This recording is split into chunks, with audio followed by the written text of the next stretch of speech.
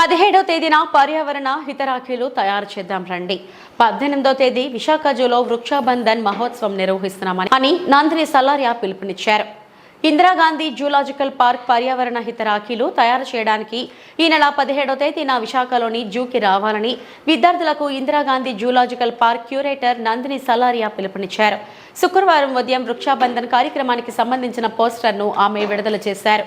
అనంతరం మాట్లాడుతూ eco friendly Rakhi తయారు చేయదలిచిన వారు రాఖీ తయారు చేయడానికి అవసరమైన మెటీరియల్ తామే తెచ్చుకోవాలని కోరారు. పత్తితో తయారు చేసిన నూలు దారం వినియోగించుకోవచ్చునన్నారు.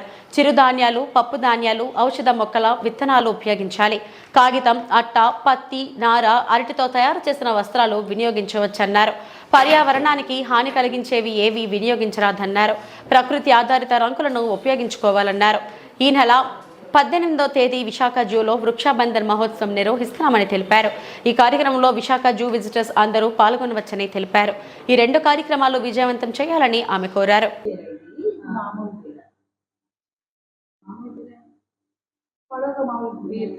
నేను doctor Nandini Salaria, curator Indira Gandhi zoological park Visakhapatnam. ఈసారి రక్షాబంధన్ ఉత్సవం మనకి 19th తేదీన ఉంది. ఆ రోజు మండే. సో దాని ముందుగానే మనం 2 రోజు కొన్ని ప్రోగ్రామ్స్ పెడుతున్నాము. అంటే వృక్షబంధన్ అనేది ఒక కాన్సెప్ట్ తీసుకువచ్చాము. ఫస్ట్ అంటే ఆ ప్రోగ్రామ్ అయితే 18th చేద్దాం. ముందు 17th మనం ఒక ఈకో ఫ్రెండ్లీ వర్క్షాప్ అనేది చేద్దాం. అందులో ఏంటంటే that is open for all age groups ఒకటి. ప్లస్ అందులో ఏంటంటే ఇలాంటి రక్షాబంధన్ ఏంటంటారు రాఖీలు చేస్తాము విత్తనాలతోటి, ఈకో ఫ్రెండ్లీ మెటీరియల్ తోటి. సో దట్ మనకి ఏమి అంటే బేసికలీ ఈకో ఫ్రెండ్లీ ప్రాక్టీసెస్ మనం ప్రతి ఒక్క డైలీ లైఫ్లో మనం తీసుకురావచ్చు అనేది ఒక అంటే అపీల్ మన దగ్గర నుంచి అండ్ ఒక ప్రాక్టీస్గా మనం తీసుకురాగలుగుతాము.